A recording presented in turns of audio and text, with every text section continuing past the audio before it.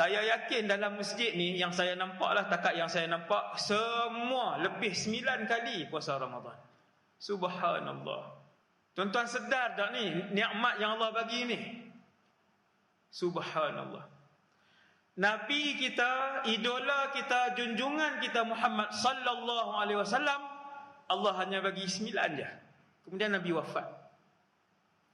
Kita umat biasa, Allah dah bagi 20 kali Ramadan, 25 kali Ramadan, 30 kali Ramadan. Sudah berapa kali kita diberikan oleh Allah Lailatul Qadri khairun min alf syahr. Balik, ambil satu kertas, tulis target Ramadan 2021. Tulis daripada hati dengan azam yang tinggi. Tak payah tunjuk ke anak-anak, tak payah tunjuk ke isteri. Untuk kita dengan Allah. Isytihar dengan Allah, Ramadan kali ni berapa banyak nak bagi duit, nak sedekah. Isytihar dengan Allah, Ramadan kali ni tak mau tinggal tarawih. Isytihar Ramadan kali ni berapa malam kita nak iktikaf di masjid.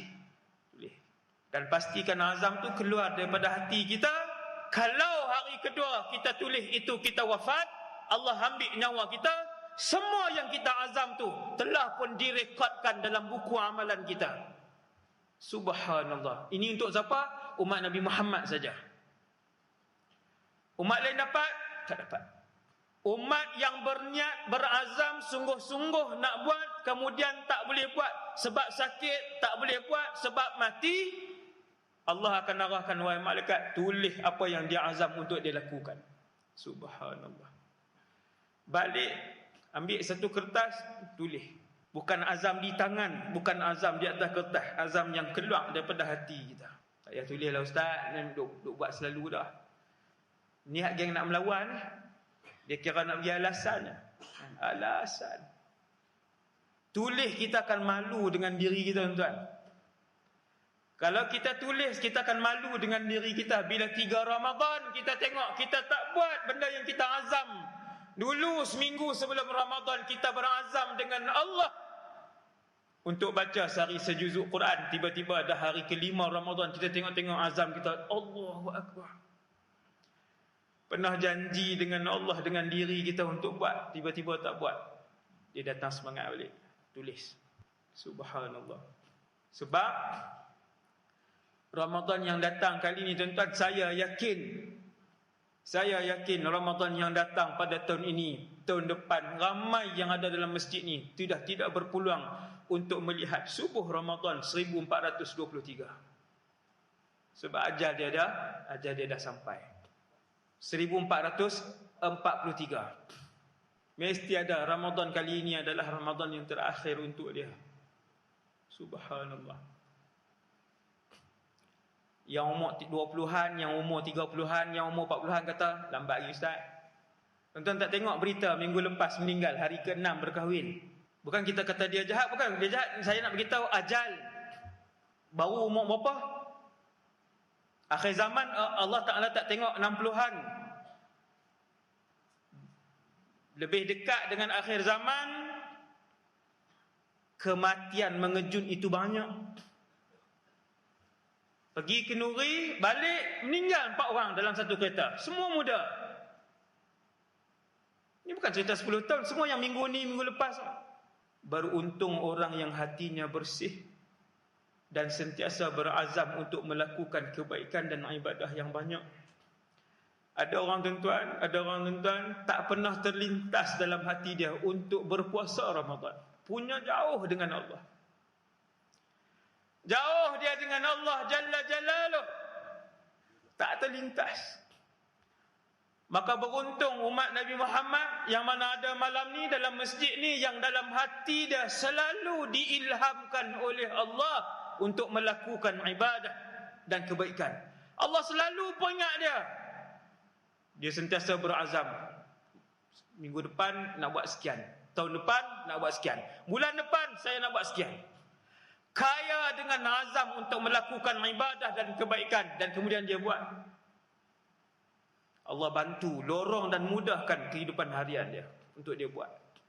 Peringatan untuk saya dan kita semua yang keempat, ini peringatan Ramadan. Sementara kita masih hidup, maka Maka bermohonlah kepada Allah Subhanahu Wa Taala untuk Allah terima semua amal yang pernah kita lakukan. Yang ni kita terlepas pandang, tuan. Yang ni kita terlepas pandang.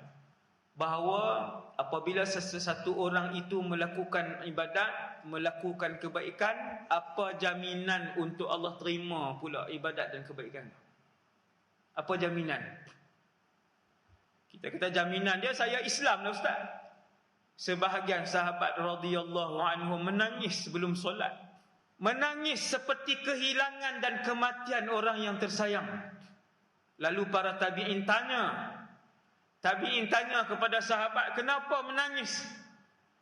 Sebelum solat kenapa menangis? Sebelum puasa kenapa menangis? Sebelum kamu bersedekah kamu telah pun menangis. Pelik, tabi'in tengok pelik. Jawab para sahabat radhiyallahu anhum, kami menangis kerana kami risau Allah tidak menerima amal yang kami lakukan. Tu sahabat tuan. Kita 35 tahun beribadah, tak pernah tadah tangan kepada Allah, tak pernah risau pun dalam kehidupan kita. Umur kita sudah 35, umur kita sudah 40 tahun, umur kita sudah 56, umur kita sudah 67, umur kita sudah 71. Tak ada masa pun untuk kita pernah risau dan mohon kepada Allah, wahai Allah, ibadah yang aku lakukan selama ni dalam kehidupan aku, wahai Allah, terimalah wahai Allah. Takkan Allah tak terima ustaz? Jawab Sayyidina Ali radhiyallahu anhu bila orang tanya, kenapa kamu kelihatan menangis teresak-esak wahai Ali? Sayyidina Ali kata, kerana aku tak tahu apakah Allah menerima ataupun tidak amal-amal ibadah yang telah dikerjakan oleh aku. Tuan-tuan tak pelik tengok dua orang Nabi ni, contoh je saya bawa ni, contoh. Dua orang Nabi melakukan satu ibadah, kebaikan. Ibadah yang mereka lakukan itu ialah mendirikan Kaabah, iaitulah Ibrahim dan Ismail alaihi wassalam. Nabi Ibrahim dan Nabi Ismail bina Kaabah. Dua beranak, orang Kedah ni, dua beranak tu ayah dengan anak tu sama tak? Sama, tak payah hurai lah. Habis bina Kaabah, pergi cari satu batu untuk letak sebagai batu penanda nak mula tawaf di salah satu penjuru Kaabah yang dibina. Wa idh yarfa'u Ibrahimul qawa'ida minal baiti wa Ismail. Nampak tuan? Ayat ni kita cari. Dan ketika Ibrahim dan Ismail mengangkat batu binaan Kaabah, dah siap nak letak tanda satu penjuru tu, nak kena letak satu batu untuk semua orang yang datang tahu di situ mula tawaf di penjuru tu.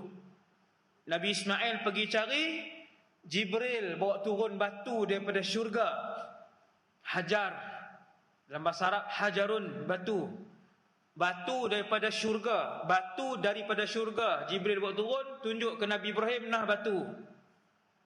Nabi Ibrahim pun letak di situ. Bila Nabi Ismail bawa mai satu batu, Nabi Ibrahim kata, alhamdulillah, Allah dah hantar melalui Jibril alaihissalam batu daripada syurga.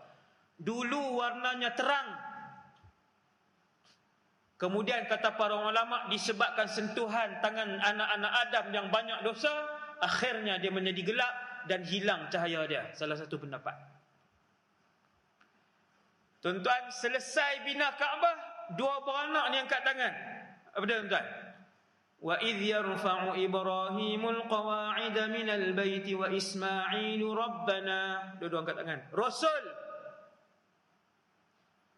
dengar apa yang Rasul kedua-dua ini mendoakan kepada Allah setelah mereka habis melakukan ibadah ini. Rabbana taqabbal minna innaka antas sami'ul alim.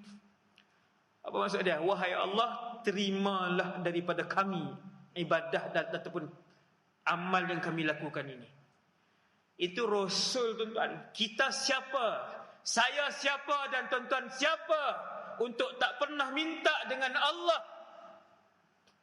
30 tahun kita lakukan kebaikan dan amal ibadah selama ni, dengan Qurannya, sedekahnya, zikirnya, haji dan umrah.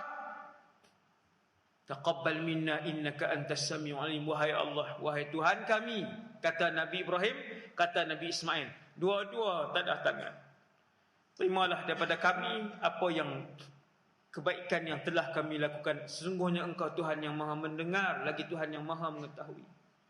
Jalla Jalaluh. Kena minta tuan. Kena minta.